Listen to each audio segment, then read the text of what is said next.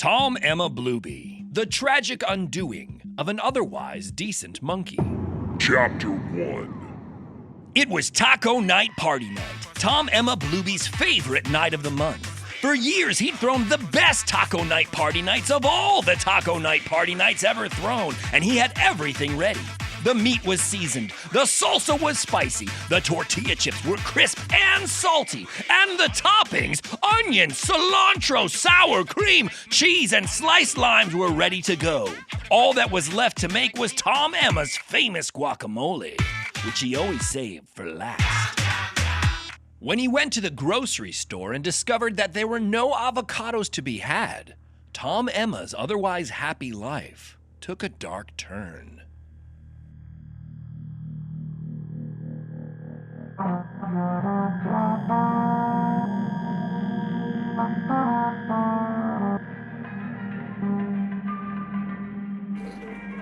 I'm so sorry, Mr. Monkey Man. The Cado plague has affected every passive Cado from here to Dudu on my shoeistan. They all turn blue, I say, blue as the sky on a clear summer day. Believe me, the choice I had to make was one I hated. I'm sorry to say they've all been incinerated. Oh no, I'm ruined, I'm done, it's over! I might as well jump from the cliffs of clover. I can't serve tacos without my guac. Why, that's like wearing a shoe without a sock. Yes, it is exactly as bad as I think. Trust me, this is going to stink. Tomemma left the store crying, wailing, sobbing sad monkey tears. Taco night party night was ruined. His life was over. Nothing could console him. But then, on a park bench, a lone avocado that had somehow been spared the plague that the grocery store clerk had mentioned was just sitting there, free for the taking. It looked perfectly fine to Tomemma. He wiped his tears, blew his nose, and laughed a laugh that could only be described as a mediocre maniacal laugh. Before taking the avocado home and making his guacamole as he always did, with the sound of Halloween screams cranked full blast in his headphones.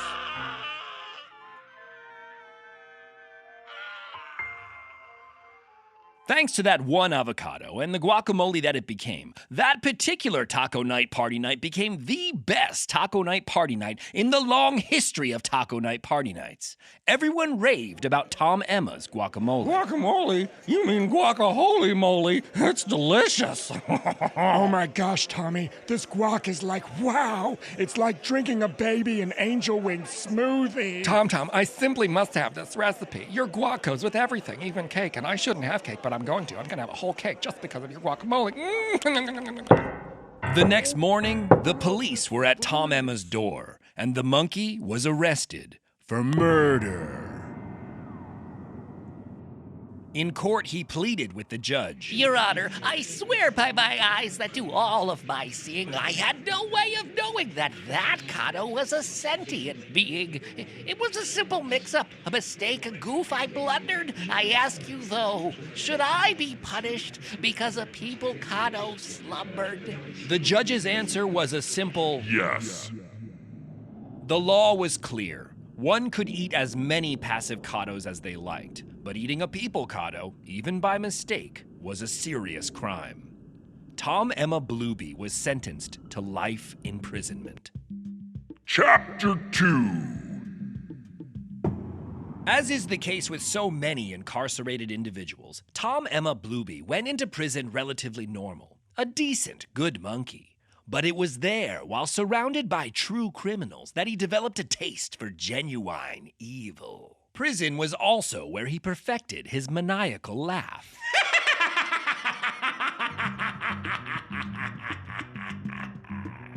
Tomemma's cellmate was Elephant, a zebra who had been arrested for not having any stripes, the worst crime imaginable in the zebra community.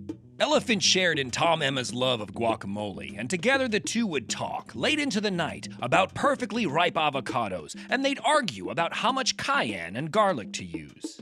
They both dreamed of getting their hands on some avocados to test their recipes. But Janice, the lunch lady, who also happened to be a peoplecado, had nothing but contempt for Tomemma, the monkey who had eaten one of her kind. She intentionally underserved their plates. She often accidentally dropped their food on the floor before serving them, and she always refused to serve them any passivecados when they were on the menu. She kept a close eye on Tomemma whenever he was around. Tomemma initially had felt bad about inadvertently killing a peoplecado for his taco night party night. But after weeks of suffering the wrath of the lunch lady, he swore that one day he would again enjoy peoplecado guacamole.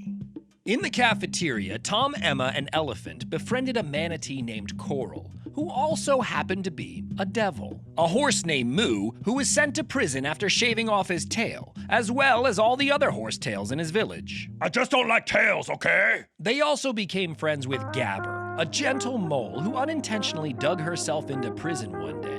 But try as she might to tell the guards she wasn't actually a criminal, they didn't believe her. Yeah, sure thing, Toots. You and everyone else in here is innocent. I know. I heard it all before. Now get in your cell.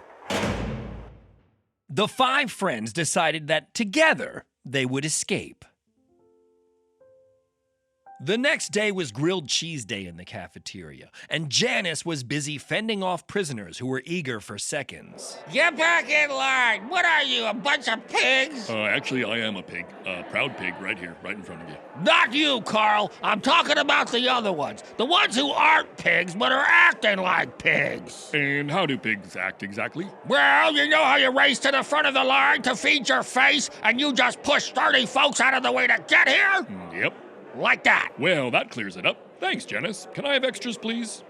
When Coral and Moo got to the front of the line, they asked Janice if she'd like to see a trick. Before she could answer, the two began juggling knives. Guards rushed in to stop them, but Janice said, It's okay, boys. It's just a little juggling. I could use some entertainment. The guards stayed and watched, and a crowd of prisoners gathered. While everyone was distracted, Gabber dug a hole in the cafeteria floor, and she, Tomemma, and Elephant made their way to freedom. When Coral noticed their friends had gone, he shouted, "Now!" to Moo, and they both threw their knives in the air and ran. The knives landed in Janice's exocarp, and she fell to the ground screaming. My exocarp! While the guards rushed to her aid, Moo and Coral followed after their friends down Gabber's hole, and Coral made sure to cover the hole with grilled cheese so no one would ever discover how they'd escaped. We interrupt this broadcast from a commercial from our sponsors, definitely Pacivecato Company. Tired of those boring old peoplecados? Introducing Definitely Pacivecato. Pacivecados that taste incredibly delicious and are definitely not peoplecados or fake cados. Here's the jingle. Hit it, Rex! Definitely Pacivecados. They are the tastiest cados. That is the keyboard music sheet. Definitely Pacivecados. They are the tastiest cados. I'm running out of ideas, so let's just end this song. Back to you, show. Chapter 3. When you're a fugitive on the run, you can either try to blend in, leading a life on the straight and narrow, hiding among the normal, law-abiding citizens, or you can double down on your treacherous ways, stoking them until they become an all-consuming, boiling, bubbly froth. Tomemma Bluby chose the latter. He and his friends surfaced at an abandoned amusement park, and the corrupted monkey convinced his friends that they should join him in starting a guacamole company. They would make the world's most delicious guacamole, and in turn, become the world's richest guacamole makers. But there's a cado plague, and all the pacivecados are sick. What will we make the guac from? Oh, sweet and innocent little Gabber, you with your impressive incessant jibber-jabber. We shall not need a single pacivecado, for we shall make the greatest guac the world will ever know. So good it will soothe even the meanest bull. Our guac will come not from pacivecados, but from people. Peoplecados? Isn't that illegal? I don't know. Is it?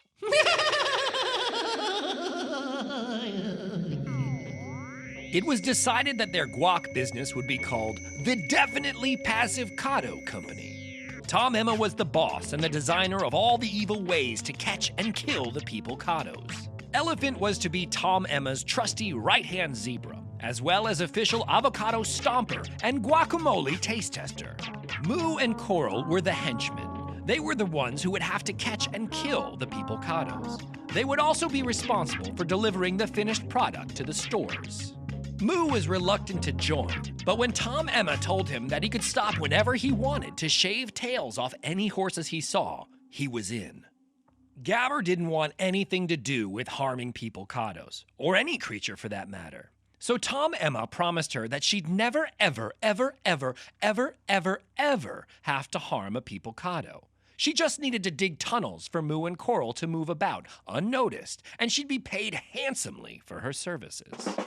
The Definitely Passive Cado Company was a huge success. No one had ever tasted such scrumptious guacamole. Sweetheart, when I die, I want to be buried in Definitely Passive Cado Company guacamole. Wow, this stuff is so good. It's like eating fresh teddy bear hearts. Cilantro, you didn't. Oh, this guacamole makes me want to eat cake, but not just any kind of cake. I want a 7-layer cake with strawberries in between each layer and extra frosting and fondant, and I want the whole thing to be shaped like a walrus. Folks were happy to pay top dollar for such a yummy treat, but the company itself was a perplexing mystery. No one knew where they were based, who ran it, or how they managed to make such delicious guacamole amid a full-blown cado plague. All they knew was in the middle of the night, boxes of guac would appear outside of grocery stores, as if by magic. For 2 years, Tomemma and crew were sitting pretty. Money was rolling in just as fast as dead people cados. But as time went on, Gabi had to dig farther and farther away so that Moo and Coral could find people cados to cado nap. They began to get tired, and they began to get sloppy. Chapter 4. Fear was rampant within the people cado community. Everyone knew someone who had gone missing without a trace, and the police were stymied as all leads led to nowhere. People cados began disguising themselves as rocks and turtles to hopefully be spared whatever horrors awaited their kind. Many went into hiding, and some of the most desperate and frightened people cados committed crimes just so they could be safe in jail. One night, Moo and Coral had just captured an unsuspecting people cado. On their way back to the tunnel that Gabi had dug, Coral carried the unconscious cado in his cado knapsack, and Moo spotted a team of horses munching apples in an apple tree. As they sat, chomping away on the low limbs with their tails dangling down, just begging to be cut off, Moo turned to his partner in crime and said, I'll be right back. There was no way that Moo could have known that these particular horses were police horses, and as he went about snipping tails, he was spotted. The horses jumped out of the tree, arrested Moo, and easily ran down his manatee devil friend. They were both arrested for cado napping, and Moo was charged with an additional 13 counts of aggravated tail snipping. With their two hard-working henchmen back in the slammer, Tomemma and Elephant had to pick up the slack and added cado napping to their other responsibilities.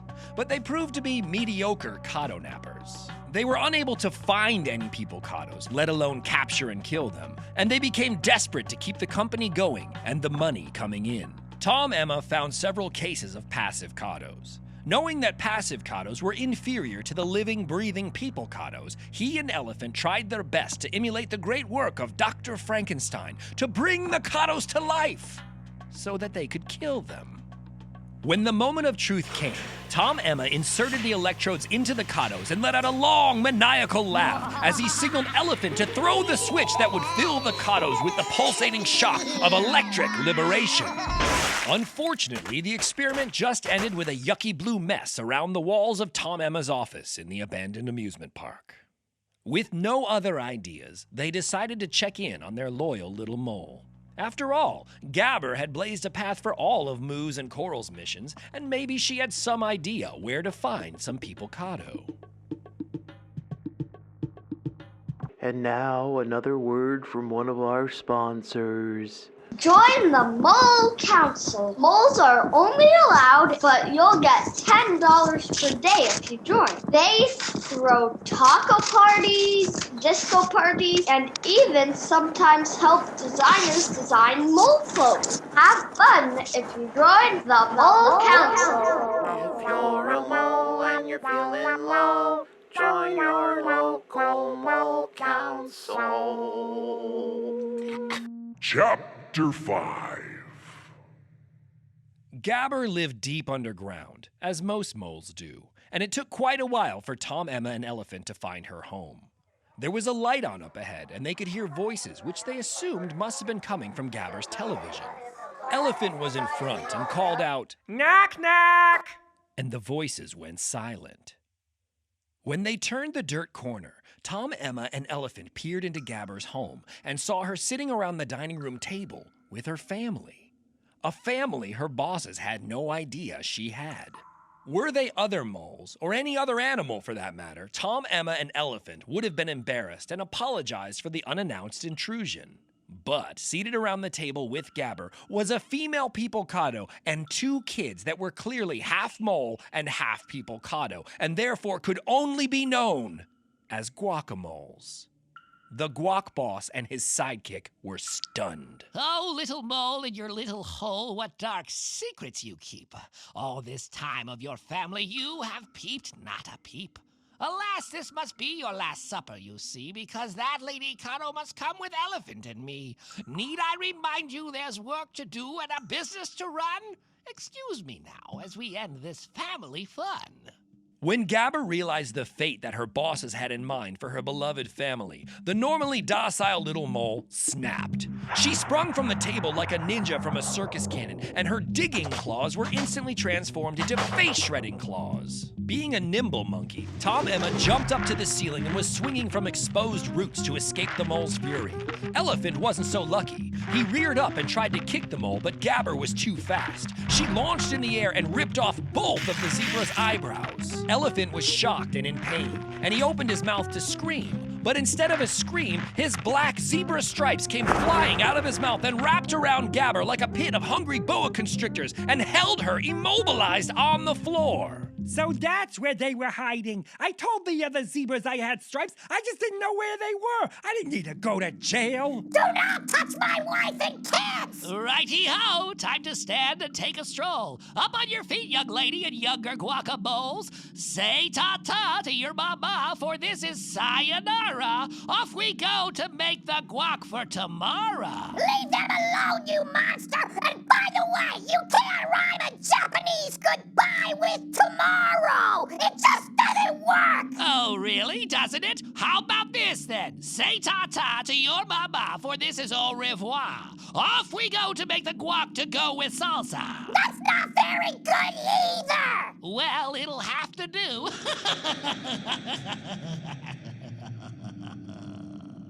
Chapter 6. Back at the amusement park, Tomemma was eager to make another batch of guac, and he was especially eager to find out how Gabber's kids might taste. He knew that peoplecados made delicious guac, but guacamole just had to be incredible. He decided that Gabber's wife, whose name was Lucy, and her kids, Porchcombe and Ricardo, would meet a special fate via a new device he'd been working on. It consisted of a party hat, which, once put on someone's head, would stab them from the inside with knives covered in poison-dipped confetti. As Elephant was busy fashioning bits of cotton candy over where his eyebrows used to be, Tomemma double-checked to see if there was enough poison-dipped confetti in the hat.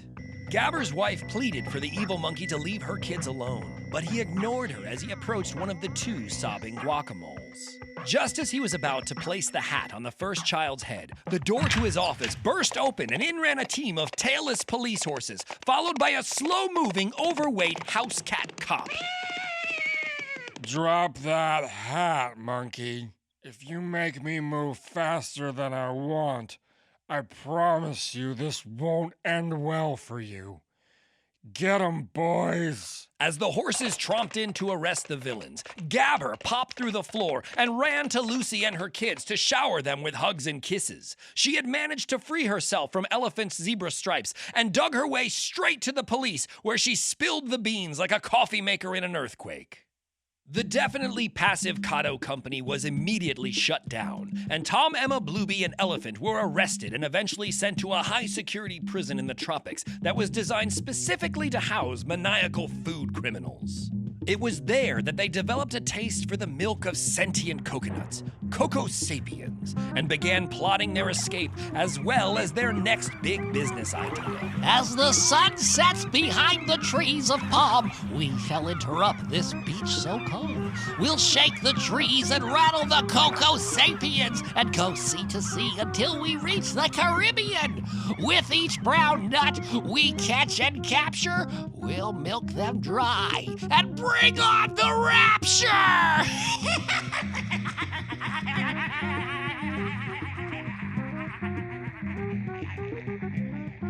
Were it not for that one taco night party night that went awry, who knows what might have become of Tomemma Bluby, an otherwise decent monkey.